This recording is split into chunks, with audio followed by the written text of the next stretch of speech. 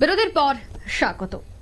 এবার চোখ রাখছে পশ্চিমবঙ্গের শান্তিনিকেতনের দিকে, কারণ আজ নববর্ষে শান্তিনিকেতনেও দেখা গেছে বিশেষ অনুষ্ঠান। ভোরে বৈতালিক সকাল 7টায় মন্দিরের বৈদিক মন্ত্রপাঠ এবং রবীন্দ্রসঙ্গীতের মাধ্যমে বিশেষ উপাসনার মধ্য দিয়ে বাংলা নববর্ষকে স্বাগত জানালো শান্তিনিকেতন।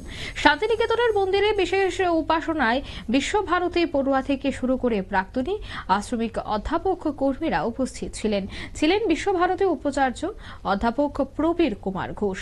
রবীন্দ্র রীতি অনুযায়ী বাংলার নতুন বছর 1432 সালকে স্বাগত জানানো শান্তিনিকেতন। ভোরবেলায় বিশ্বভারতীর পড়ুয়া অধ্যাপক কর্মী আশ্রমিক রবীন্দ্রসঙ্গীত গাইতে গাইতেই শান্তিনিকেতন আশ্রম পরিক্রমা করেন।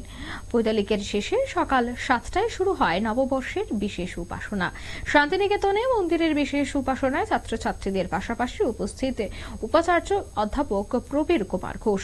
বৈদিক মন্ত্রপাঠ রবীন্দ্রসঙ্গীতের মধ্য দিয়ে নতুন এই বছরকে স্বাগত জানানো হয়। কি বলছেন তারা, শোনাচ্ছি।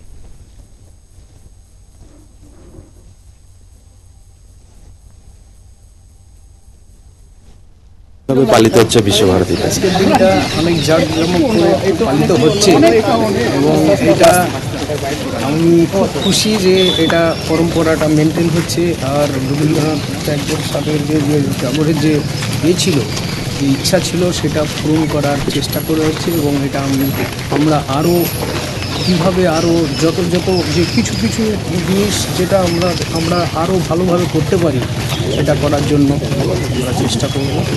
আর এটা তো নববর্ষে তো পুরোদিনের আমাদের আজকে প্রোগ্রাম, বিভিন্ন অনুষ্ঠান আছে, সন্ধ্যাবেলাতেও অনুষ্ঠান আছে।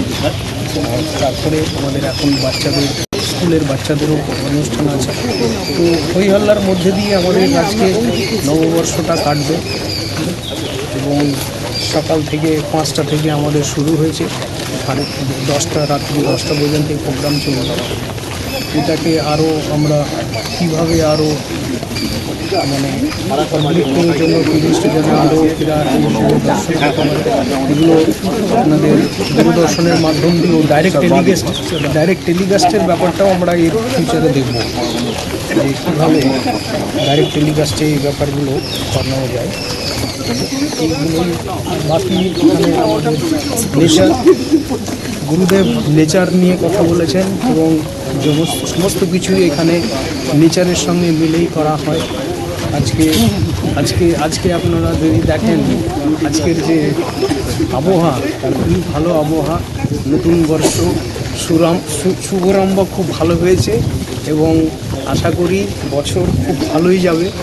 সবাই আমরা মিলেমিশে সহযোগিতা করে বিশ্বভারতী আর শান্তিনিকেতনকে আরও এগিয়ে নেওয়ার চেষ্টা করব। এটাই আমাদের নববর্ষে আমাদের এইটাই প্রতিজ্ঞা, সবাই মিলে এবং সবার সহযোগিতাতে এটাকে আমরা করার চেষ্টা করব বছর। ঠিক আছে, থ্যাংক ইউ। আপনারা শুনলেন তাদের বক্তব্য। ঐতিহ্য এবং পরম্পরা বজায় রেখে বর্ষবরণ অনুষ্ঠান অনুষ্ঠিত হয়েছে শান্তিনিকেতনে। আর সকাল থেকে দেখা গেছে যে রবীন্দ্রনাথের গান এবং আরো একাধিক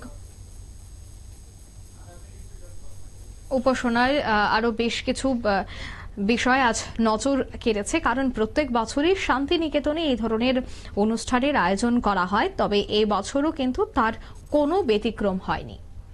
নিয়ে নিচ্ছে ছোট্ট একটি বিজ্ঞাপন বিরতি, সঙ্গে থাকুন।